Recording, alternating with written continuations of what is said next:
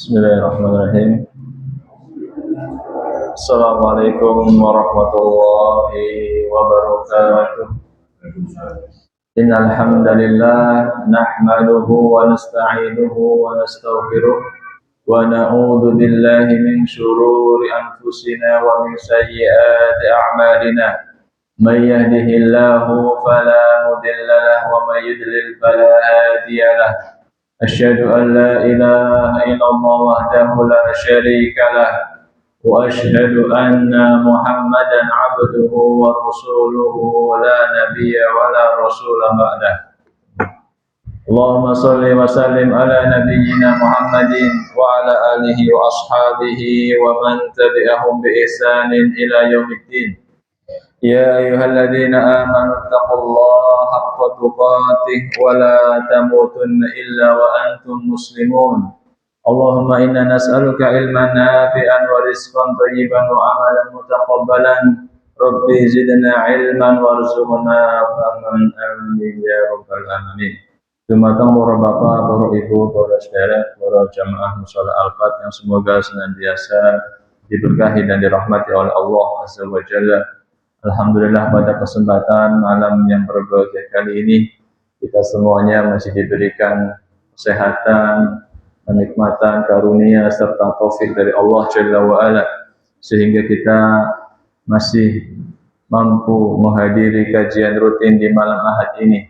Kita berharap kepada Allah Subhanahu wa taala agar Allah berkenan melimpahkan kepada kita semua ilmu yang bermanfaat sehingga bisa kita amalkan dalam kehidupan kita sehari-hari sebagai bekal kelak berjumpa dengan Allah Jalla wa Ala. Amin ya rabbal alamin. Salawat dan salam tak lupa kita curahkan kepada Nabi agung kita Nabi Muhammad sallallahu alaihi wasallam. Mudah-mudahan tercurah kepada keluarga beliau, para sahabat beliau dan seluruh umatnya yang berusaha istiqomah di atas sunnah-sunnahnya hingga akhir nanti. Amin ya rabbal alamin. Kaum muslimin rahimani wa rahimakumullah, insyaallah kita akan kembali melanjutkan kajian kitab Asyru Qawaida fi Tazkiyatin Nafsi, 10 kaidah di dalam mensucikan jiwa, yang ditulis oleh Syekh Abdul Razak bin Abdul Muhsin hafizahullahu taala. Di pertemuan yang lalu kita sudah menyelesaikan alhamdulillah dengan taufik dari Allah Subhanahu wa taala kaidah yang pertama, yaitu at-tauhidu aslu ma tasku bihin nufus. Tauhid adalah landasan utama atau fondasi utama yang dengannya jiwa itu menjadi bersih. Setelah Syekh Abdul Razak hafizahullah taala menjelaskan pada kaidah yang pertama tentang bagaimana cara agar jiwa itu bisa menjadi bersih, yaitu dengan cara bertauhid kepada Allah Subhanahu wa taala, mengikhlaskan ibadah hanya kepada Allah Subhanahu wa taala. Kemudian di kaidah yang kedua ini yang insyaallah akan kita pelajari, yaitu beliau mengatakan ad-du'a'u miftahuz zakatin nufus, ya. Doa adalah kunci dari bersihnya jiwa. Di kaidah yang kedua ini beliau mengatakan doa adalah kunci dari bersihnya jiwa. Dari tahapan-tahapan ini yang dijelaskan oleh Syekh Abdul Razak hafizahullah taala, kita bisa mengambil pelajaran bahwa seseorang ketika ingin menjadikan jiwanya, hatinya itu bersih, itu butuh yang namanya tahapan, butuh yang namanya proses. Tidak bisa ujuk-ujuk langsung bersih, tidak bisa. Ibarat orang itu mau membangun sebuah rumah, ya, harus apanya dulu yang dibangun? Fondasinya dulu.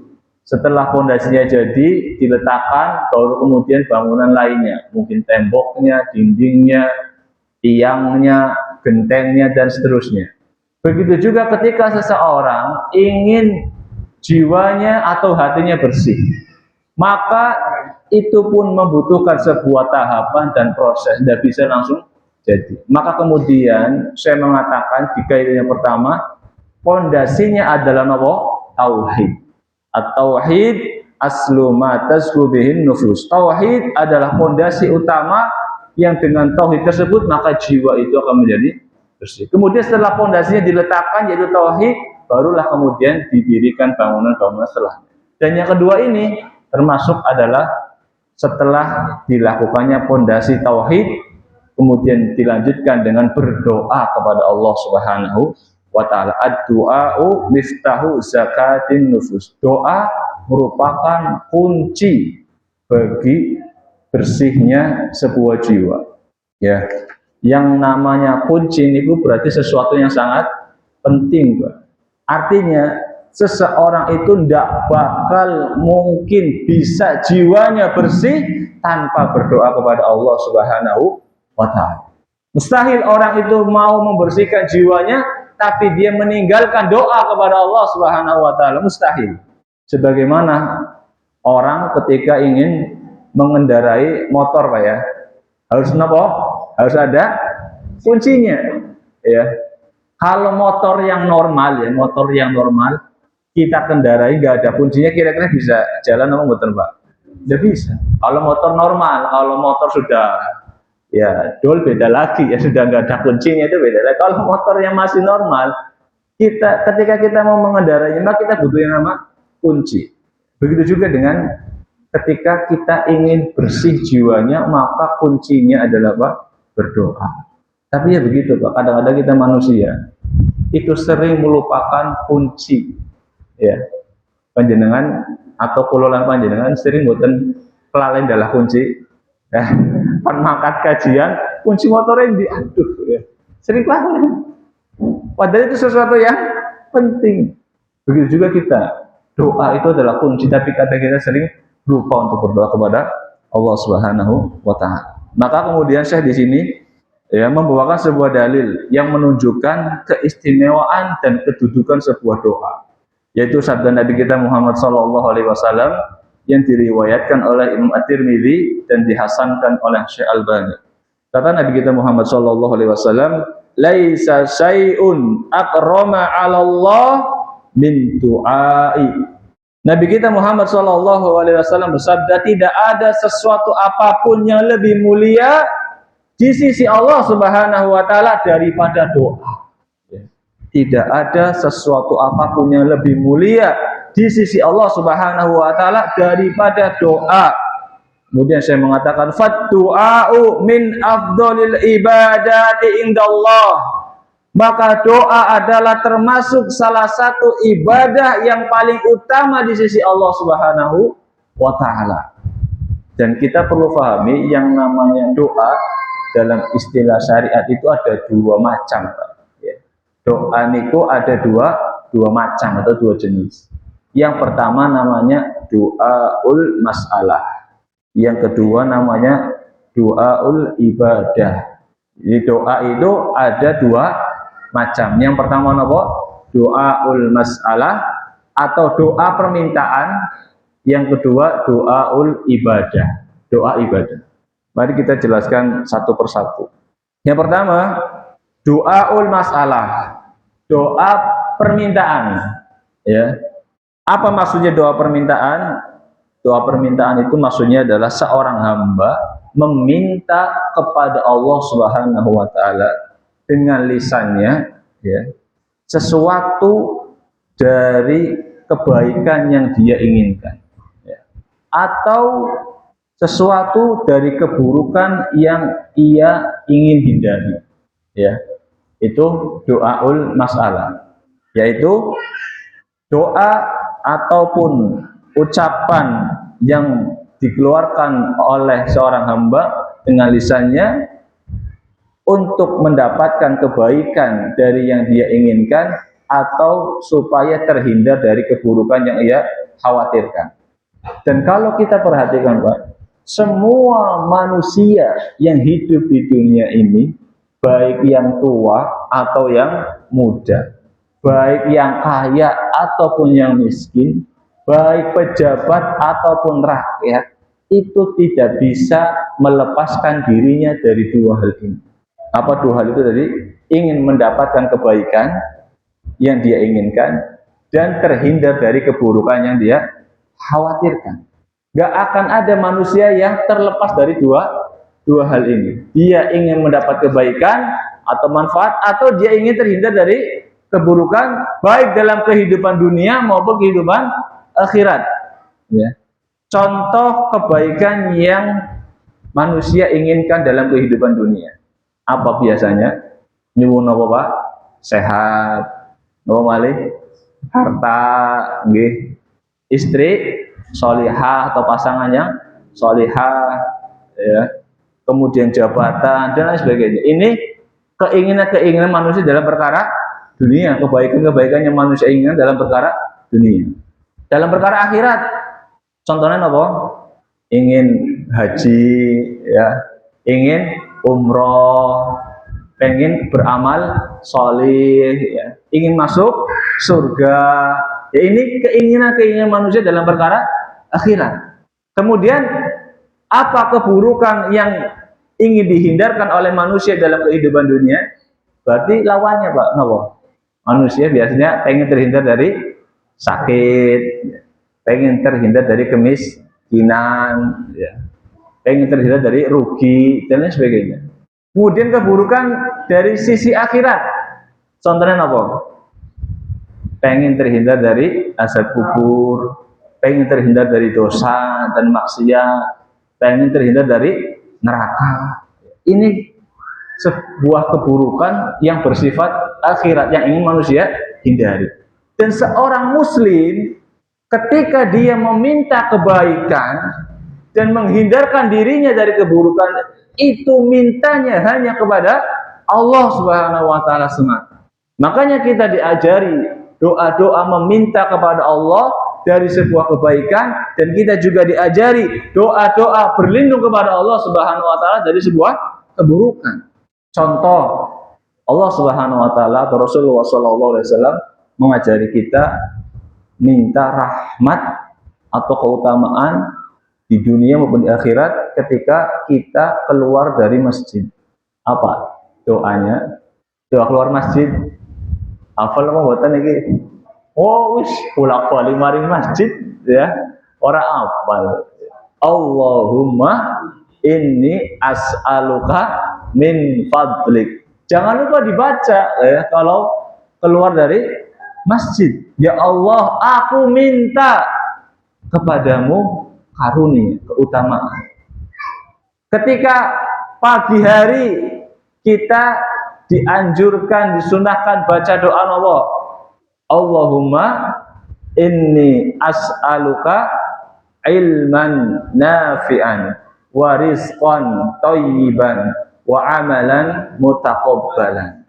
Ya Allah, kami minta atau aku minta kepada Engkau ilmu yang bermanfaat, rizki yang baik, dan amalan yang diterima. Rasul Shallallahu Alaihi Wasallam mengajarkan kepada kita mintanya nopo dulu Pak, nopo riyen niki ilmu yang bermanfaat.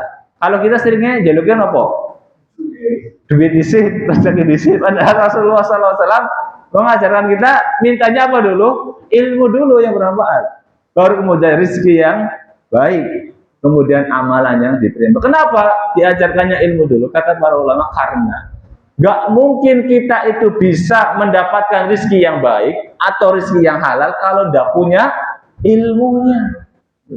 Serang-serangan apa baik diembat, ya, kalau orang nggak tahu ilmunya. Makanya diminta ilmu dulu. Begitu juga kita nggak bisa membedakan mana amalan yang diterima yang sesuai dengan apa yang Nabi kita Muhammad SAW contohkan, ajarkan, dan mana amalan yang tertolak, yang ditolak, yang nggak diterima, yang nggak sesuai dengan apa yang Nabi kita Muhammad SAW contohkan kalau tanpa ilmu. Maka yang diminta adalah ilmu dulu, ya. Nabi Musa juga berdoa, Robbi zidna atau Robbi zidni ilman warzuqni fahman. Ya Allah, tambahkan kepadaku ilmu dan rezekikan kepadaku kepahaman. Jadi rezeki ini ku, ya, mboten selalu harta, mboten selalu duit, uang, ya, tapi ilmu, pemahaman juga termasuk apa? Rezeki, ilmu yang benar, ya. Kita juga diajarkan doa untuk berlindung kepada Allah Subhanahu wa taala. Setiap sore kita dianjurkan membacanya. Napa doanya? A'udzu bikalimatillahi tammati min syarri ma khalaq. Aku berlindung dengan kalimat-kalimat Allah yang sempurna dari keburukan makhluknya. Kita dianjurkan baca ini 3 kali setiap petang. Ya. Jadi seorang muslim yang beriman atau orang yang beriman itu dalam meminta kebaikan untuk kehidupan dunia dan akhiratnya dan berlindung, meminta perlindungan dari keburukan itu hanya mintanya kepada Allah Subhanahu wa taala. Ya. Doaul masalah ini yang pertama. Jenis doa yang sifatnya permintaan. Contoh lain misalkan, terutama orang-orang yang mungkin belum menikah ya sudah menikah pun tidak apa-apa baca doa ini. Doanya apa? Ketika pengen dapat istri atau pasangan yang solih atau solihah, Rabbana hablana min azwajina wa dzurriyyatina qurrata a'yun waj'alna lil muttaqina imama. Ini yang belum menikah maupun yang sudah menikah tidak apa-apa baca doa ini. Terutama yang belum menikah malah ya. Jadi dongane aja mung jaluk jodoh tok tapi jaluk jodoh sing solih atau solihah.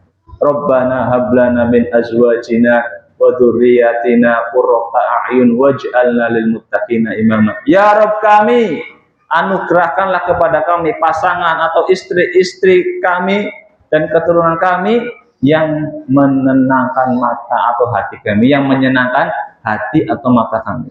Dan jadikanlah kami imam, maksudnya jadikanlah kami teladan bagi orang-orang yang bertakwa. Rabbana hablana min azwajina wa dzurriyyatina qurrata a'yun. Makna dari qurrata a'yun ini kata sebagian ulama ya, di antaranya Imam Ibnu Katsir, maksudnya adalah bukan sekedar minta istri atau pasangan atau anak yang tampan atau yang cantik saja. Tapi maksudnya adalah minta agar anak-anaknya ini atau istri-istri atau pasangan-pasangannya ini bertakwa dan taat kepada Allah Subhanahu wa taala. Karena anak-anak atau pasangan-pasangan yang taat kepada Allah Subhanahu wa taala itu menyejukkan mata bagi orang-orang yang beriman. Ketika kita melihat anak kita sama-sama sholat jamaah, sama-sama ikut taklim, itu kebahagiaan yang luar biasa. Itu menyenangkan mata dan hati orang tua.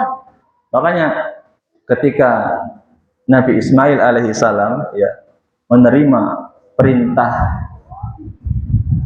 dari Allah Subhanahu wa taala melalui mimpi Nabi Ibrahim alaihissalam untuk apa? Disembelih ya. Dalam tafsir As-Saffat ayat 103 ya. Dikatakan di sana dalam tafsir Imam Al-Baghawi menukil dalam tafsirnya tersebut perkataan yang dinisbatkan kepada Ibnu Abbas radhiyallahu anhu ketika Nabi Ismail itu sudah pasrah, falamma aslama wa tallahu lil jabin, ketika keduanya sudah pasrah menyerahkan dirinya kepada Allah Subhanahu wa taala, Nabi Ibrahim sudah siap untuk apa? Menyembelih, dan Nabi Ismail pun sudah bersiap-siap untuk disembelih. Nabi Ismail mengatakan, wa ya abadis tahidda safrotaka wa asri marrosikin ala halki. Yahai ayahku, tajamkanlah pisau ayah serta percepatlah pisau itu di leherku. Ya. Supaya apa? Liyakuna ahwanu alayya fa innal mauta syadid.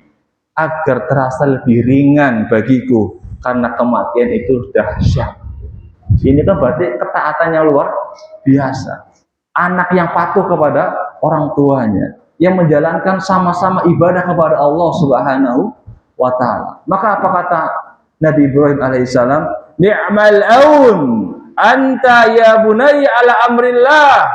Wahai anakku, sungguh engkau adalah anak yang sangat membantu dalam menjalankan perintah Allah Subhanahu wa ta'ala. Maka kebahagiaan mana lagi bagi seorang ayah atau orang tua ketika melihat anaknya bersama-sama taat kepada Allah Subhanahu wa ta'ala, beribadah kepada Allah Subhanahu wa ta'ala. Itulah anak-anak atau pasangan-pasangan yang qurrata a'yun, yang sama-sama beribadah taat kepada Allah Subhanahu wa ta'ala. Doanya Rabbana hablana min azwajina wa dzurriyyatina qurrata a'yun waj'alna lil muttaqina imama. Jangan tinggalkan doa ini ya. Bahkan Rasulullah SAW menganjurkan kepada pengantin baru, Pak. Pada pengantin baru untuk mendoakan istrinya. Ya. Kata Rasulullah SAW dalam hadis yang diriwayatkan oleh Abu Dawud dan Ibnu Majah dengan sanad yang hasan, "Idza tazawwaja ahadukum imra'atan aw ishtara khadiman." Apabila salah seorang dari kalian menikahi perempuan, ya, atau membeli budak, falyahud binasiyatiha, peganglah ubun-ubunnya, wal yusammillah, bacalah bismillah, wal yad'u lahu bil barakah, doakan keberkahan, barakallahu fi, ya. Wal yakul, kemudian bacalah doa, Allahumma inni as'aluka min khairiha wa khairi ma jabaltaha alaih, wa a'udzubika min syarriha wa syarri ma jabaltaha alaih. Ya Allah, aku meminta kebaikan dari wanita ini dan kebaikan dari tabiatnya, dan aku berlindung dari keburukan wanita ini dan dari keburukan tabiatnya. Jadi laki-laki maupun perempuan ketika belum menikah kan punya tabiat yang baik dan punya tabiat yang buruk. Meminta kepada Allah Subhanahu wa Ta'ala agar kebaikan tabiat yang baik itu terus dilanjutkan sampai pernikahannya, dan tabiat yang buruk itu ditinggalkan. Ketika kami menyampaikan doa ini di sebuah pengajian, ya, ada jamaahnya, ada salah satu orang jamaah datang yang katanya mau menikahkan anaknya. Kemudian minta dituliskan atau dikirimkan doa ini kepada beliau, biar nanti anaknya suruh menghafal atau membacanya ketika menikah nanti. Ya boleh dibaca setelah akad nikah atau ketika pertama bertemu dengan istrinya. Kemudian akhirnya saya tuliskan, saya kirimkan, dan selang berapa waktu kemudian jamaah itu menyamperi saya ketika mengisi kajian lagi, mengatakan, Alhamdulillah Ustaz, istri dari anak saya baik dan mertuanya emanemen. Mertuanya emanemen, ya, ketika pas saya mengisi kajian lagi. Maka coba Pak, kita ingat-ingat dulu waktu manten anyar, kula lan panjenengan maca doa niki lho mboten. Oh ya, lumrah misalkan rada-rada ya. Tapi nggak apa-apa ya. Masih ada kesempatan, nggak apa-apa. Kapan kesempatannya? Wah, mantenan maning, iya mboten mesti ya, panjenengan nanti di rumah ya dengar doa ini, bacakan keluar isi dia apa daripada nggak sama sekali ya. Panjenengan ke rumah ya, tapi bilang dulu sama istri, tadi ada kajian disuruh membacakan doa ini dan disuruh pegang ubun-ubunnya. Karena kalau nggak dibilangin seperti itu, atau karena istrinya nggak ikut pengajian, dikiranya mau diruqyah ya. Saya nggak kesurupan Pak, saya nggak kesurupan. Pegang ubun-ubunnya, bacakan Allahumma inni as'aluka min khairiha wa khairi ma jabaltaha alaih, wa a'udzubika min syarriha wa syarri ma jabaltaha alaih. Bahkan di riwayat yang lain, ketika kita membeli hewan pun disuruh baca doa ini supaya hewannya orang beringas ya, sing juragan wedhus ya, anggar tuku wedhus bacakna doana ya, apa namanya, kepalanya diusap, dipegang, bacakan Allahumma inni as'aluka min khairiha wa khairi ma jabaltaha alaih, wa a'udzubika min syarriha wa syarri ma jabaltaha alaih. Ini doa ya, minta kepada Allah Subhanahu wa Ta'ala. Boleh kita minta kepada Allah, minta tadi perkara dunia, minta harta, boleh kita kepada Allah, harta yang banyak, boleh enggak? Minta anak yang banyak, boleh? Hari anak banyak, bojone pirat kan? Ya, terserah kita ya. Minta anak yang banyak, ya. Karena Rasul Shallallahu Alaihi Wasallam itu pernah mendoakan Anas bin Malik, mendoakan supaya banyak harta dan banyak anak dan diberikan keberkahan. Doa Rasulullah Shallallahu Alaihi Wasallam kepada Anas bin Malik, Allahumma aksir malahu wa waladahu wa barik lahu fima a'taitahu. Ya Allah, banyakkanlah harta dia, Anas bin Malik, dan anak-anaknya, serta berkahilah apa yang engkau telah berikan kepadanya. Maka diriwayatkan Anas bin Malik ini seorang Ansor yang paling banyak hartanya dan paling banyak keturunannya. Allah mengabulkan doanya Nabi Muhammad SAW.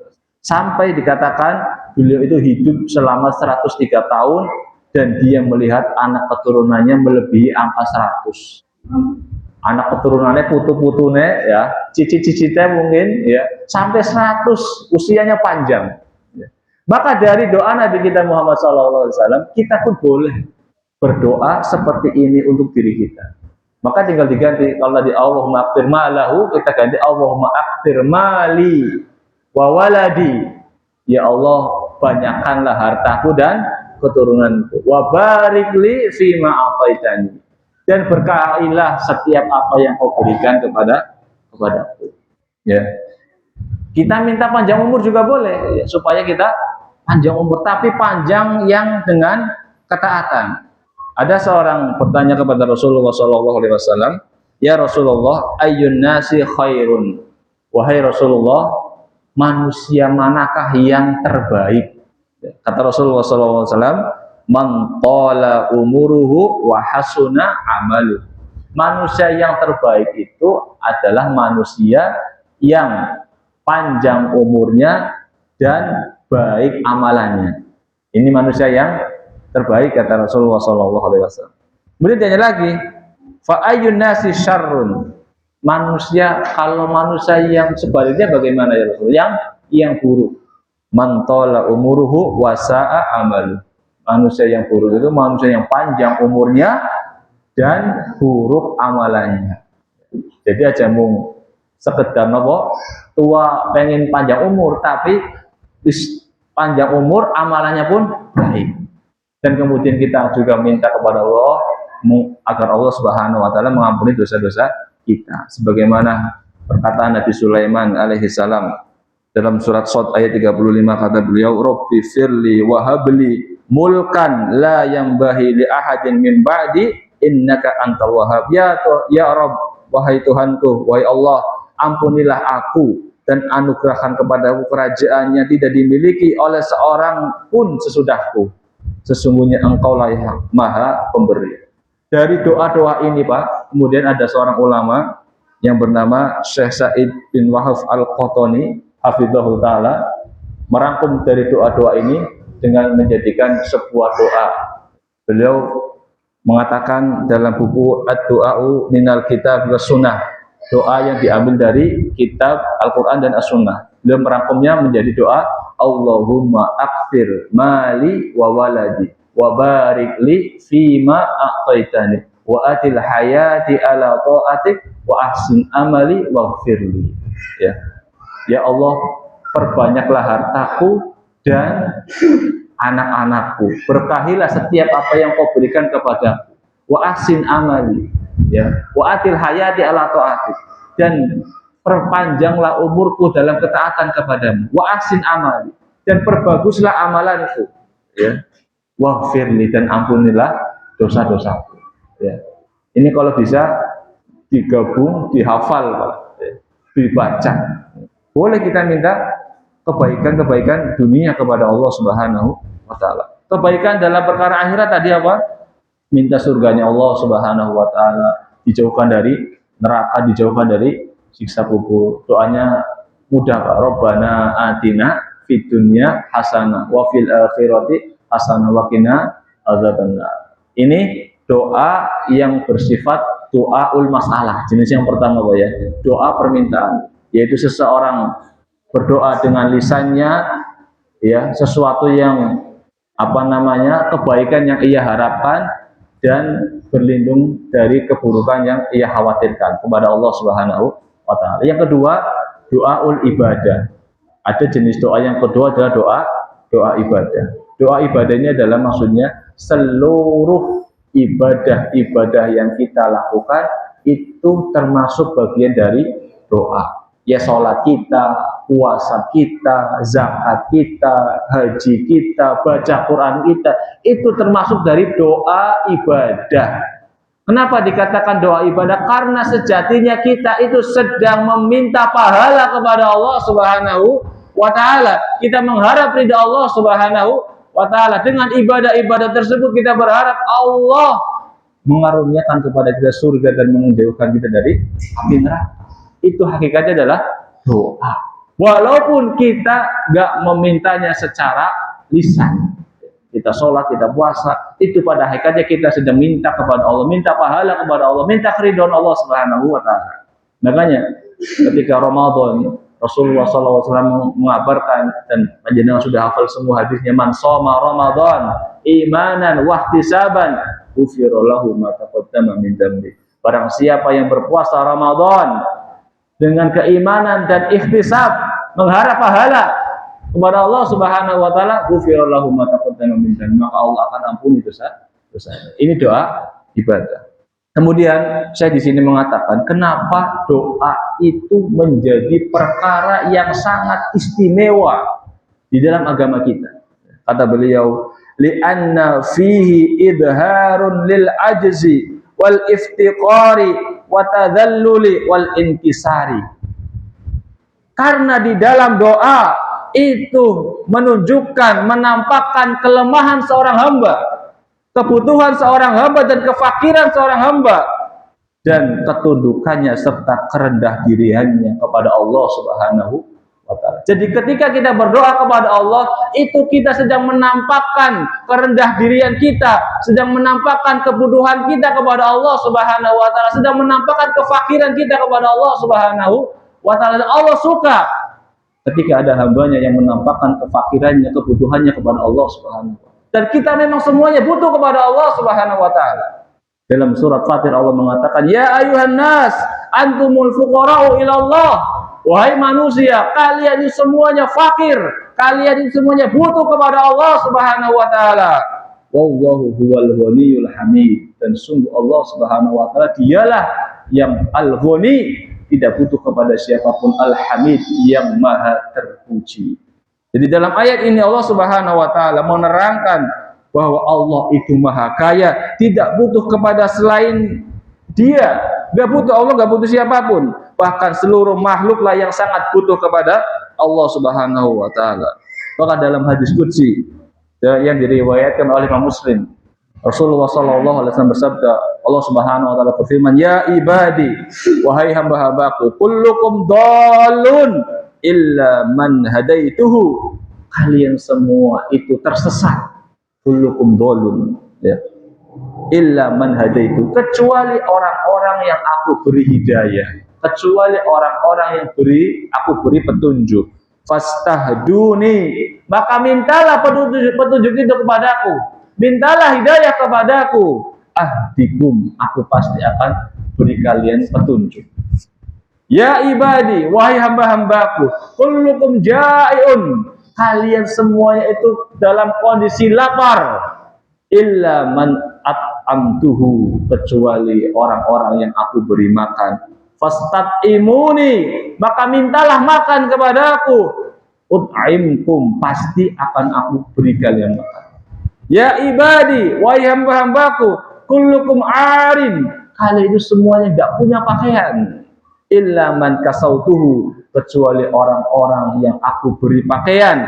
Fastaksuni, maka mintalah pakaian kepadaku. Aksukum, maka aku akan beri kalian pakaian. Ya ibadi, wahai hamba-hambaku, innakum tukhti'una bil-laili wan-nahar, wa ana aghfiru dzunuba jami'an, fastaghfiruni aghfir lakum.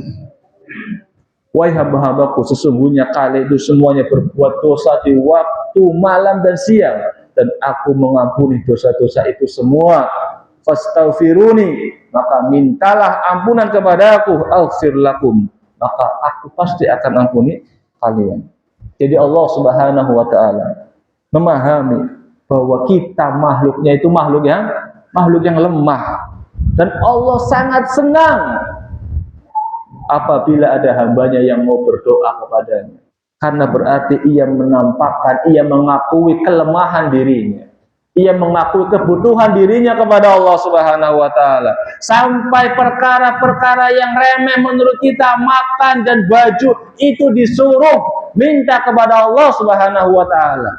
Ya, wonten boten Mbak, kula lan panjenengan nek enjang napa dalu niku berdoa kepada Allah, ya Allah, tolong enjang, tolong besok itu beri aku sarapan, beri aku makan siang, beri aku makan malam. Wonten kira-kira? Tidak ada, mungkin. ya Allah, tolong beri aku pakaian besok. Kira-kira ada yang begitu? Ya, padahal Allah Subhanahu wa taala itu sangat senang ketika hambanya itu banyak berdoa dan banyak meminta kepada Allah Subhanahu wa taala.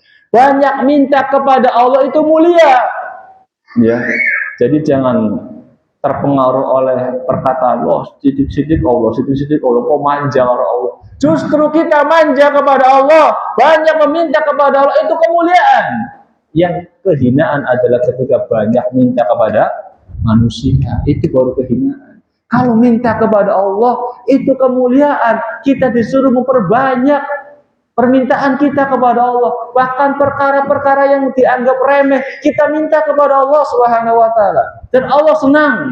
Karena itu bukti kelemahan seorang hamba di hadapan Rabb-Nya. Ya. Bahkan Imam Ibnu Hajar ya menjelaskan hadis ini dalam Jami'ul Ulum wal Hikam. Kata beliau, wa huwa subhanahu yuhibbu an yas'alahu ibadu. Allah mencintai hamba-hambanya yang meminta kepadanya, wa yarghabu ilaihi fi hawaijihim kulliha, dan mengharapkan kepada hambanya mengharapkan kepada Allah Subhanahu wa taala seluruh kebutuhan mereka. Jadi Allah senang kepada para hamba-hamba Allah Subhanahu wa taala yang senang berdoa, yang senang meminta kepada Allah Subhanahu wa taala di segala bentuk kebutuhan hidupnya. Apapun yang kita butuhkan, minta kepada Allah Subhanahu wa taala, baik perkara yang kecil bahkan sampai perkara yang besar. Maka jangan pernah kita ambil sebuah keputusan besar tanpa berdoa kepada Allah Subhanahu wa taala. Ya, apapun yang kita inginkan itu berdoa dulu kepada Allah Subhanahu wa taala. Kemudian beliau menjelaskan, Syekh Abdul Razak Hafizahullah taala melanjutkan perkataannya tadi, kenapa doa itu istimewa, Pak? Karena itu menunjukkan, menampakkan kerendahan seorang hamba, kebutuhan seorang hamba kepada Allah Subhanahu wa taala, kefakiran seorang hamba kepada Allah Subhanahu wa taala. Kemudian beliau melanjutkan, wal i'tirafi bi quwwatillahi wa qudratihi wa ghinahu wa ighnaihi wa kibriyaihi.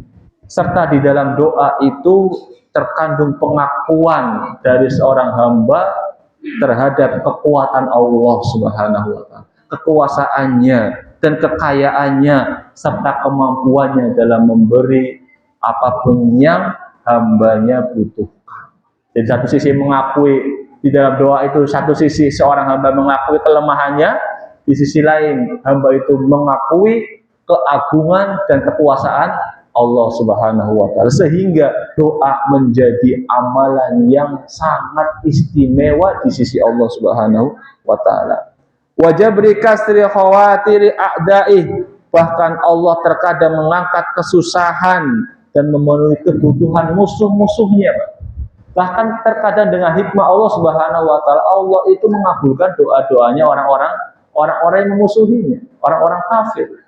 Dengan hikmah Allah Subhanahu wa taala. Fadlan an fudolai ahbabihi wa awliyaihi. Maka bagaimana terlebih lagi kepada para wali-wali Allah, kekasih-kekasih Allah Subhanahu wa taala, maka ia lebih berhak untuk berharap kepadanya dan berbaik sangka terhadap pengabulan doanya. Artinya, kalau Allah itu bisa atau terkadang mengabulkan doa musuh-musuhnya, masa Allah Subhanahu wa taala tidak mau mengabulkan orang-orang yang mencintainya, yang taat kepadanya? Allah lebih bisa lagi, Allah lebih berhak lagi mengabulkan doa para wali-walinya, para orang-orang yang mencintainya. Para ulama terkadang atau sering menjelaskan terkait perkara ini, doanya siapa? Doanya iblis. Iblis durhaka kepada Allah Subhanahu wa taala, durhaka. Tapi doanya iblis dikabulkan oleh Allah Subhanahu wa taala. Ketika iblis mengatakan qala rabbi fa'anzirni ila yaumi yub'atsun. Iblis berkata, wahai Rabbku, berilah aku penangguhan sampai hari dibangkitkan. Iblis meminta kepada Allah agar dia dipanjangkan umurnya sampai dibangkitkan. Apa kata Allah? Qala fa innaka minal mundzirin. Allah mengatakan engkau termasuk orang yang diberi tangguh. Berarti dikabulkan. Ya. Akan tetapi pengabulan doa Allah Subhanahu wa taala terhadap itu bukan berarti Allah cinta kepada bukan, tapi tentu ada hikmah-hikmah yang lain. Tidak semua yang dikabulkan doa itu tanda cinta dari Allah Subhanahu wa taala.